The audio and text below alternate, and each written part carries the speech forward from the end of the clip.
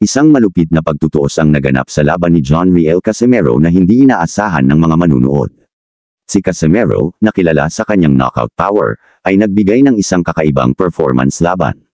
Sa simula pa lang, inaasahan na ng mga tao na magkakaroon ng madali ang pagwawakas ang laban.